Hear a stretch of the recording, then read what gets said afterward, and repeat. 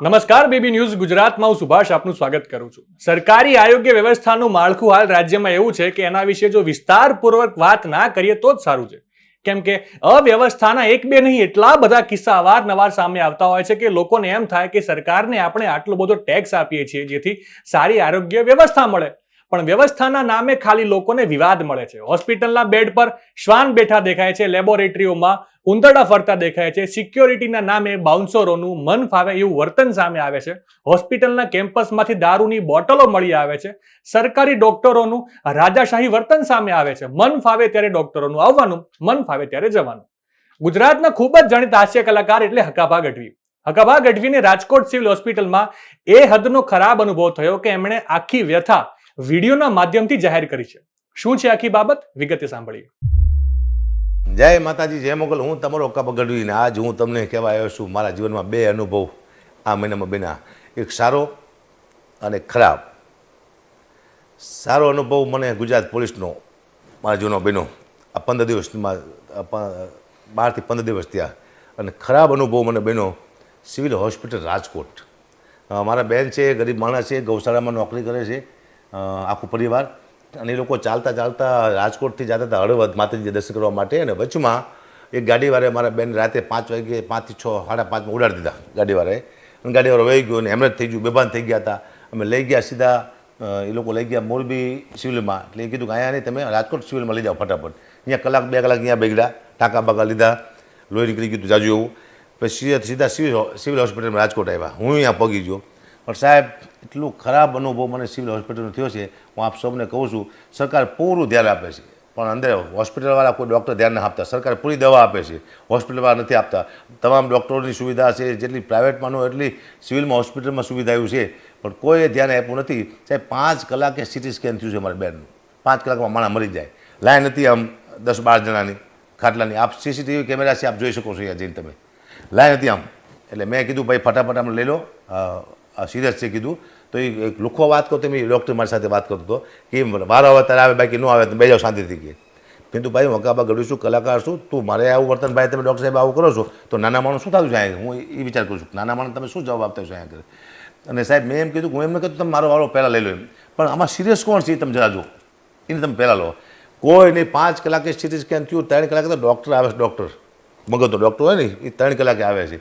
એટલે સરકારને કહું છું, હું અહીંથી આરોગ્ય મંત્રીને પણ કહું છું કે આપ ચોક્કસ ધ્યાન આપજો સિવિલ હોસ્પિટલમાં રાજકોટની, જેની માટે ગરીબ માણસો નભે છે. એવું હોય તો તમે તમારો કોઈ માણસ મોકલો, ગરીબ નાનો કોઈ વ્યક્તિ, ત્યાં કેવી સર્વિસ મળે તમને ખબર પડે ત્યાં. અને એટલું બેકાર સર્વિસ છે. મેં નાને એક મંત્રીને પણ મેં ફોન કર્યો હતો. સાહેબ, મંત્રીનું પણ માન આ લોકો રાખ્યું નથી, બિલકુલ માન ન રાખ્યું, કોઈ ધ્યાન આપ્યું નહીં. મારી સાથે માણસો પણ સારા સારા હતા એમ, પણ કોઈ તમે આ સીસીટીવી કેમેરામાં જોઈ શકો છો. 12 થી 15 દિવસ થયા છે. હું તારીખ એવું હોય છે તો આપી દઈશ તમને. સિવિલ હોસ્પિટલનું બધા ન્યૂઝ જોવાની વિનંતી કરું છું. આપણે ચોક્કસ રાજકોટ સિવિલ હોસ્પિટલમાં જાઓ અને એક દર્દીને પૂછો, દર્દીને તમારે હાલ શું છે અહીંયા આગળ. કોઈ ધ્યાન ના આપતું એમ. સરકાર દવા આપે છે, સરકાર સુવિધા આપે છે, પણ ડૉક્ટરો છે કોઈ ધ્યાન આપતા છે નહીં. આ મને કડવાનો અનુભવ થયો છે. એને કરતાં પ્રાઇવેટમાં હું લઈ ગયો. મેં કીધું હાલો, મારી પાસે 5 રૂપિયા છે, હું મદદ કરી શકીશ મારી બેનને, હું પ્રાઇવેટમાં લઈ જઈશ. પણ નાના માણસો ક્યાં જાય છે પ્રાઇવેટમાં? એનો મતલબ નાના માણસોને મરી જવાનું હોસ્પિટલમાં? આવી ખરાબમાં ખરાબ સેવા આપે છે આ સિવિલ હોસ્પિટલમાં. આપ ચોક્કસ આનું ધ્યાન આપજો. પહેલાં આ મારો ખરાબ અનુભવ છે જીવનમાં પહેલી વાર કે નાના માણસ શું થતું છે. ગરીબ માણસને મને પહેલી વાર દયા આવી. મેં તો આ લોકો હકાભા નામ છે એટલી ઓળખાણ છે, છતાંય મારું કામ ન થયું તો નાના માણસ થતું શું છે. એટલે ચોક્કસ સરકારને કહું છું, આપ ચોક્કસ એકવાર ધ્યાન આપજો. આપણને સરકારને કદાચ ખ્યાલ જ નથી કે હોસ્પિટલમાં શું હાલી રહ્યું છે. સરકાર તો જે સુવિધા જોઈએ એ બધી સરકાર તો આપી દેશે, પણ સામે કામ કરવાના હોય છે ને. કોઈ ડૉક્ટર હાજર નહોતા, એક પણ ડૉક્ટર હાજર નહોતો અહીંયા. આપ કેમેરામાં જોઈ શકો છો.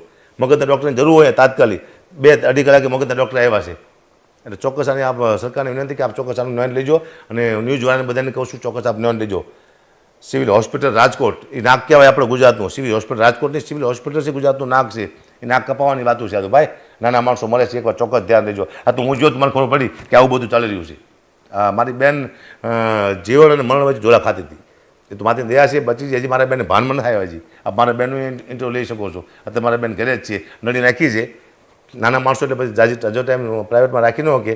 પણ હું વકાળ હોસ્પિટલ છે ત્યાં ગયો હતો. ત્યાં પણ મારા બેનના પૈસા કંઈક બિલ બન્યું હતું 35-40 હજારનું.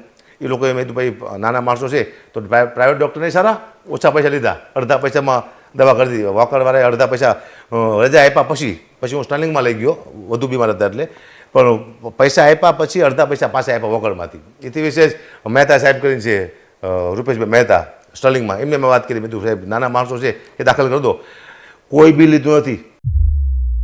ટૂંકમાં 15 દિવસ પહેલા હકાભા ગઢવી સાથે થયેલા કડવા અનુભવ અને સરકારી હોસ્પિટલની લાલિયાવાડી વિશે વિડીયો વાયરલ થયા બાદ એ વાત તો સાબિત થઈ ગઈ કે જો આટલા મોટા માથા સાથે આવો વ્યવહાર થતો હોય તો જે સામાન્ય વર્ગ હોય છે, જે ગરીબ વર્ગ હોય છે, એમને તો કદાચ સરકારી હોસ્પિટલમાં કોઈ જવાબ પણ નહીં જ આપતું હોય.